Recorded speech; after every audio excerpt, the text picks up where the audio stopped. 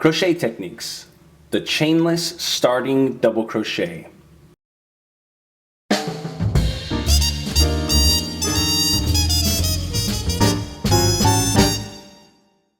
To download a guide with our 5 favorite tips to improve your crochet skills right now, visit newstitchaday.com/5crochet-tips.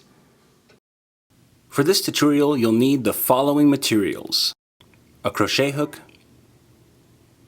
and a ball of yarn.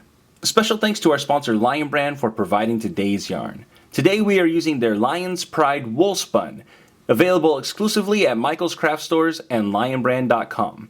In the color, Oxford Gray.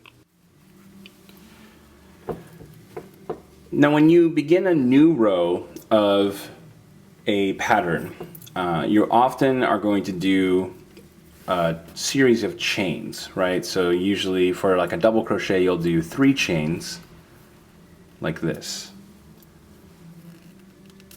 And that's fine, it's simple and easy to do. And this often is going to count as your first double crochet in the row.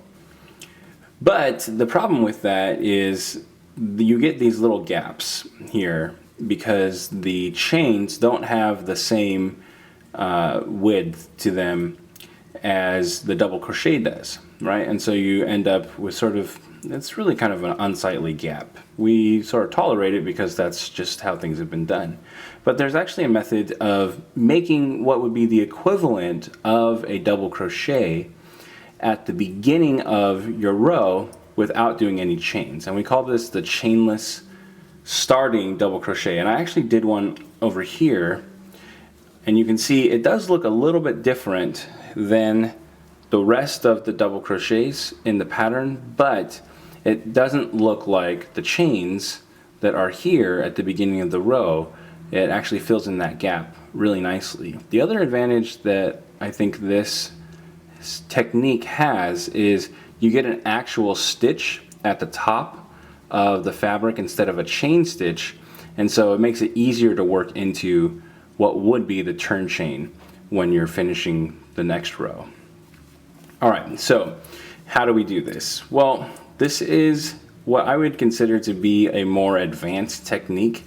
So it does take a little bit of practice and some patience to get right.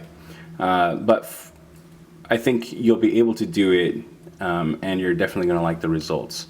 So what we're going to do is we're going to just draw this loop up a little bit, okay? You want it to be close to what the height of your double crochet is going to be, but I found as I've experimented with this that having it a little bit smaller is actually better. And if you can imagine trying to fit 2 of your crochet hooks into the loop, that's about how big you want that loop to be. So we're right about where we want on that. So for step 2, what we're going to do is, as we're holding our working yarn, I'm going to hold this real tight at the bottom so that we're not going to be continuing to pull on this. And I'm also going to hold onto this loop on the top, okay? And we kind of want to just press here to keep this in place, because as we work this loop, we're not going to be able to secure it in any way. And so this is the only way that we can keep it straight. Now if you want to change the way that you are crocheting to more of a knife hold, and that might make it easier for you as well. So as we are pressing down on this loop, we're going to bring the crochet hook towards us and back around, okay?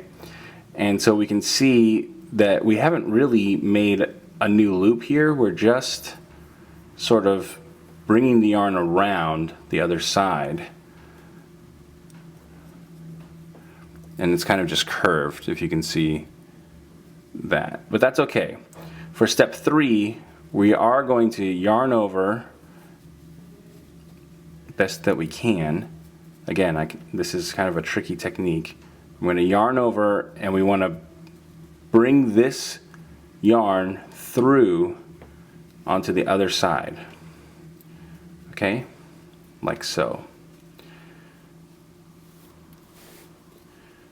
All right, and next we're going to yarn over and we're going to draw through the 2 loops that are on our hook. And I do this real slow, come through the first one, and then I'm just going to pull this through the second one, like this. All right, and then we'll tighten this down the best that we can. And there we go. We've created our chainless starting double crochet here. And so it gives us, this one's a little bit loose, but as we continue working in the pattern, you'll notice that it looks really nice next to the other double crochets, like this. All right, so let's do this for you one more time. I'm just going to undo these.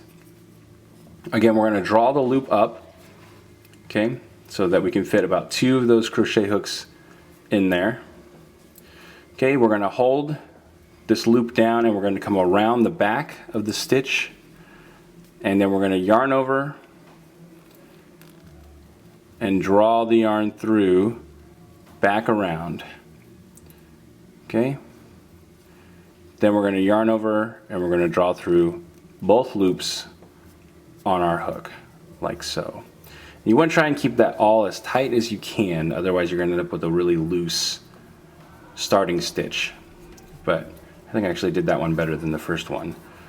Alright, so let's take a look. Do a couple stitches here in double crochet. And we can see we've got a much nicer starting stitch here in our fabric. So that's how we do the chainless starting double crochet. Hey, I'm Johnny Vasquez, founder of New Stitch A Day and your teacher for this tutorial. I want to thank you so much for taking the time to learn from us. If you'd like to see more videos just like this, we produce new content every single day, hence New Stitch A Day. You can click the subscribe button so that you don't miss a single stitch.